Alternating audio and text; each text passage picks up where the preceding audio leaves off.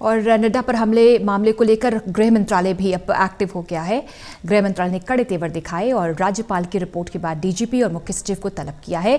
कानून व्यवस्था को लेकर राज्यपाल ने ममता सरकार को आईना दिखाया तो केंद्रीय मंत्री भी बंगाल सरकार पर हमलावर हैं।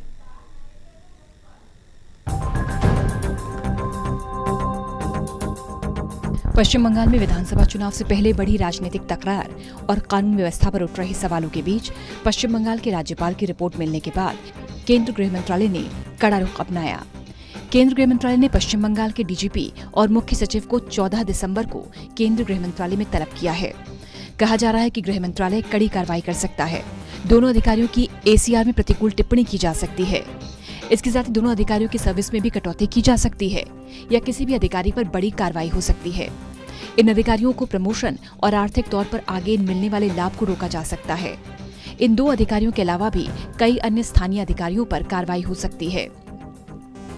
इधर होम मिनिस्ट्री को रिपोर्ट भेजने के बाद राज्यपाल जगदीप धनखड़ ने प्रेस कॉन्फ्रेंस की।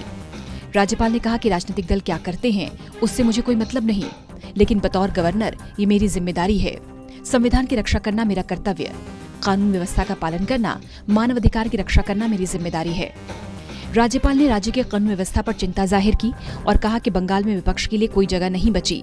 पश्चिम बंगाल में कानून व्यवस्था के मसले पर ममता बनर्जी के बाहरी वाले कमेंट पर राज्यपाल ने कहा कि मुख्यमंत्री आग से न खेलें। और कल भारतीय जनता पार्टी के राष्ट्रीय अध्यक्ष जेपी नड्डा जी के काफिले पर जिस तरह से हमला हुआ है वो बहुत निंदनीय है। गृह मंत्रालय ने रिपोर्ट मंगवाया है, लेकिन वेस्ट बंगाल सरकार ही माहौल ऐसा बना रही है और वेस्ट बंगाल सरकार ही ऐसे सारी हिंसा उनके नेता करा रहे हैं। तो ये बहुत ही निंदनीय स्थिति है। कल बाल बाल बचे, नड्डा जी ने कहा। ऐसा लोकतंत्र नहीं है ये, this is not democracy.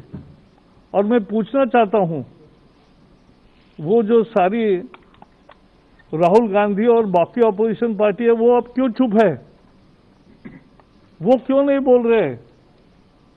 Communist है, बाकी सब है, वो अब चुप क्यों बैठे हैं? इतनी लोकतंत्र के हत्या अगर कहां हो रही है तो बंगाल में हो रही है। बीजेपी अध्यक्ष जेपी नड्डा के काफिले पर हमले को लेकर केंद्र सरकार के मंत्री भी हमलावर हैं। प्रकाश जावड़ेकर ने इस घटना की निंदा करते हुए विपक्ष की चुप्पी पर सवाल खड़े किए। जावड़ेकर ने कहा कि ममता सरकार को इस घटना की जवाबदेही लेनी होगी।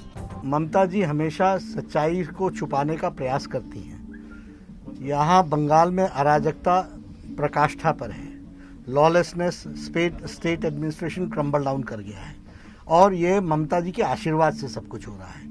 यही हमको देखने को मिला है। लेकिन बंगाल की जनता जागृत जनता है, वो चुनाव में जवाब देना जानती है और उन्होंने तय कर लिया है। ममता जी की जमीन खिसक चुकी है, इस कारण से उनको बौखलाहट है। आगे किस तरह से आप लोग इसको रिप्रेजेंट करेंगे? आगे हमारी लड़ाई प्रजातांत्रिक तरीके से होगी और प्रजातंत्र में विश्वास रखते हुए जनता के बीच में हम जाएंगे, सारी बातें हम रखेंगे और जिस तरीके से झूठ ममता जी ने फैलाया है और लोगों को गुमराह किया है और लोगों के विकास के काम को रोके हैं, वो जनता तक पहुंचाएंगे, जनता का आशीर्वाद। राष्ट्रपति शासन की बात कर रहे हैं, हम प्रजातांत्रिक तरीके से लड़ते हैं। जेपी नड्डा के काफिले पर गुरुवार की सुबह उस समय हमला हुआ जब वो पार्टी कार्यकर्ताओं की बैठक में शामिल होने डायमंड हार्बर जा रहे थे। इस दौरान बीजेपी महासचिव कैलाश विजयवर्गीय सहित कई नेता जख्मी हो गए। बुलेट प्रूफ कार में सवार नड्डा को हालांकि कोई नुकसान नहीं पहुंचा।